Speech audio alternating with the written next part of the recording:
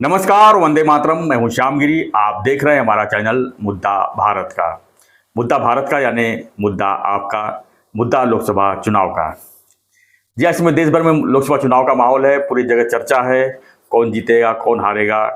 महाराष्ट्र की राजनीति की बात करें तो वहाँ पे भी जो है माहौल पूरा गर्म है और क्रिया प्रतिक्रिया, भाषण, सभाएं जोर शोर में शुरू है, क्योंकि अभी 26 तारीख को भी दूसरे चरण का चुनाव है। उसके बाद फिर मई में चुनाव है। तो महाराष्ट्र की बात करें तो महाराष्ट्र में देवेंद्र फडणवीस जी के सामने, यानी बीजेपी के जो है सर्वे सर्वा इस समय बीजेपी के देवेंद्र फडणवीस जी है, उनके सामने जो है विपक्ष, यानी देखा है शरद पवार जी, उद्धव ठाकरे जी अलग अलग राग अलाप रहे हैं, पूरे टारगेट बना के रखे हुए हैं कि अभी शरद पवार जी ने एक सभा में कहा कि देवेंद्र फडणवीस महाराष्ट्र में अपने बल पर एक भी सीट नहीं जीत सकते।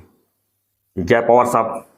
पवार साहब, आप बताइए, आपके दम पर क्या आप 48 सीट जीत सकते हैं? महाराष्ट्र की 48 लोकसभा सीट है। क्या आप अपने दम पर कितनी सीट निकाल सकते हैं? अभी तक तो मैंने 5 सीट, 4 सीट, 6 सीट इतना ही देखा है लोकसभा सीट। कांग्रेस के साथ में चुनाव लड़ते हैं तो भी आपका इससे ऊपर नहीं आता है। विधानसभा की बात करें तो पवार साहब आपके दम पर अभी तक मुख्यमंत्री नहीं बना पाए। 1999 से लगातार आप सत्ता में हैं कांग्रेस के साथ में, कांग्रेस साथ गठबंधन में है। अभी तो उद्धव जी को भी आपने साथ में ले लिया है। तो आप कह रहे हैं कि फडणवीस जी आपने दम पर जो है एक भी सीट महाराष्ट्र से निकाल नहीं सकते। हालांकि पवार साहब का पूरा ध्यान इस समय बारामती पर है, क्योंकि बारामती की सीट इस समय खतरे में है। हमारे व्यूवर्स बहुत से हैं वहाँ के, बारामती और आसपास के इलाके से, पूना से। सबका यही कहना है कि इस बार जो है सुप्रिया सुनित्रा जो है, अजीत दादा की जो पत्नी है, जो चुनावी मैदान में है, उसको लेकर जो है पवार साहब काफ़ी परेशान हैं। उनको लगता है कि सुप्रिया सुले की सीट जो है इस बार जा सकती है। देखा गया तो पवार साहब को पूरे महाराष्ट्र की चिंता नहीं है, उनको सबसे ज़्यादा चिंता बारामती का है। अगर बारामती से उनकी विदाई हो जाती है तो कोई आश्चर्य वाली बात नहीं है, लेकिन उनका जो राजनीतिक कैरियर है, इतने सालों से, 50 से ज़्यादा साल हो गए उनको, 4 बार मुख्यमंत्री रहे हैं और चाणक्य की भूमिका में हमेशा रहे हैं। जो बोलते हैं वो उसके विपरीत करते हैं।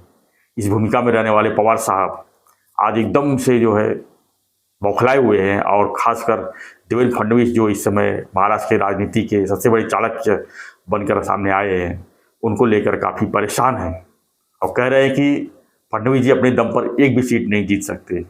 वो तो मोदी जी की वजह से जो है इतनी सीटें निकल पाती है महाराष्ट्र से। तो अभी थोड़ा सा फोकस कर लेते हैं बारामती के ऊपर। बारामती लोकसभा की बात करें तो उसमें 6 विधानसभा सीट है।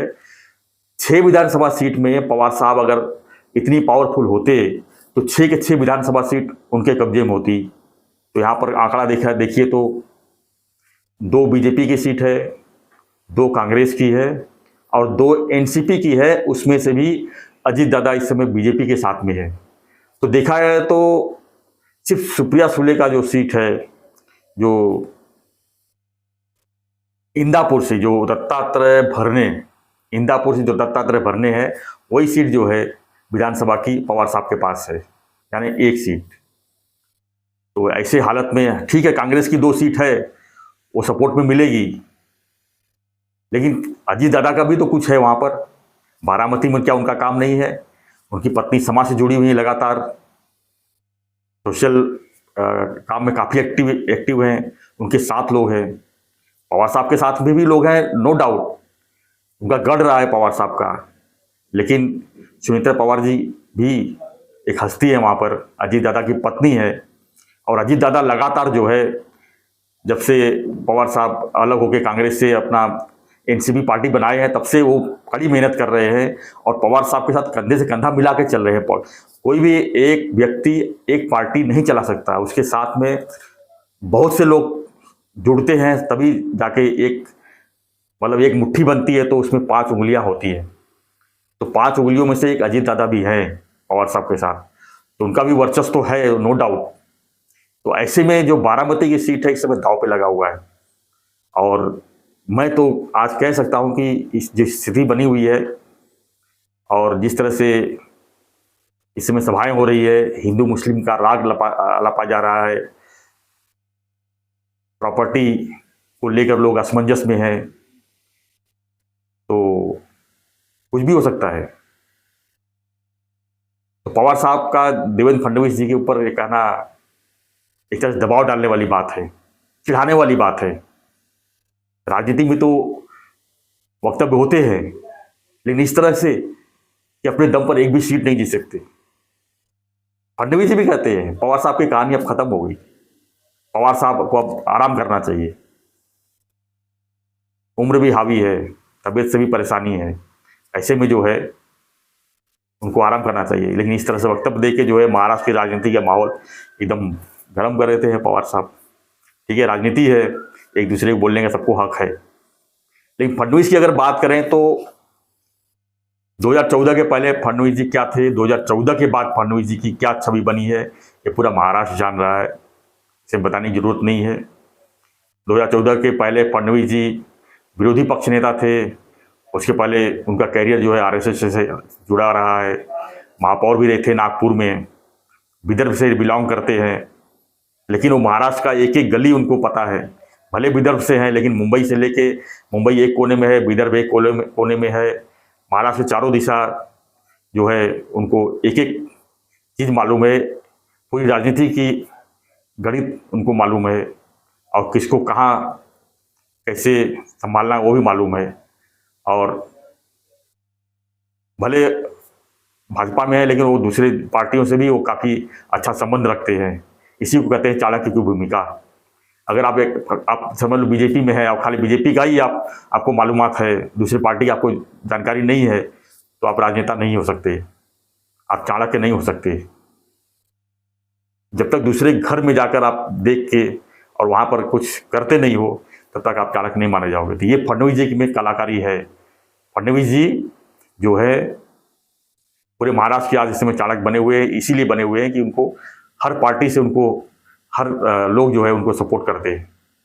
तो ऐसी स्थिति में जो महाराष्ट्र की राजनीति की बात करें तो देवेंद्र फडणवीस जी के सामने जो है इस समय लड़ाई किसकी है? पवार साहब की लड़ाई तो मुझे नहीं लगती है। उद्धव जी की क्या हालत है सबको पता है। कांग्रेस बिखरा हुआ है एकदम है, कांग्रेस में कोई नेता नहीं है। एक नेता कुछ बोलते हैं, केंद्र से कुछ और जवाब आती है, सब शांत हो जाते हैं। लेकिन फडणवीस जी आज भी जो है किसी भी सभा में पहुंचते हैं तो सभा की जो है पूरी रौनक बढ़ जाती है, और उनके जो भाषण है उसको सुनकर लोग जो है काफ़ी तालियां बजाते हैं और काफ़ी अप्रिशिएट करते हैं। और उन्होंने करके भी दिखाया है ना। विधानसभा में उन्होंने भले शिवसेना के साथ में कम अलायंस किया था, 2014 में 123 सीट, और 2019 में अलायंस रहने के बाद अकेले 105 सीट। वो अलग बात है कि शिवसेना ने गद्दारी की और जो है महाविकास आघाड़ी सरकार बना के जो है मुख्यमंत्री बनाए अपनी, लेकिन उसमें भी तो कामयाब हुए।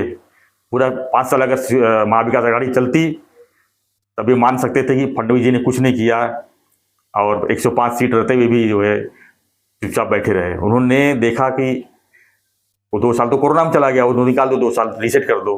तो देखा गया तो महाविकास आघाड़ी 6 महीने ही चल पाई, और क्या हालत हुई सबको पता है कि 2.5 साल में एनसीपी भी टूटी, शिवसेना भी टूटी, और कांग्रेस भी लगभग लोग टूटे। तो ऐसे में फडणवीस जी की और सब पूरा दमदार जो है इसका दारोमदार जो है फडणवीस जी के ऊपर आया, और उन्होंने एक्सेप्ट भी किया कि आपने मैं पुनः यही मतलब आने नहीं दिया आपने, लेकिन हमने कैसे 2 पार्टी फोड़ के वापस आया, यानी कमबैक किया। भले वो मुख्यमंत्री नहीं बने लेकिन आज जो है मुख्यमंत्री लेवल पे हैं वो, नो डाउट।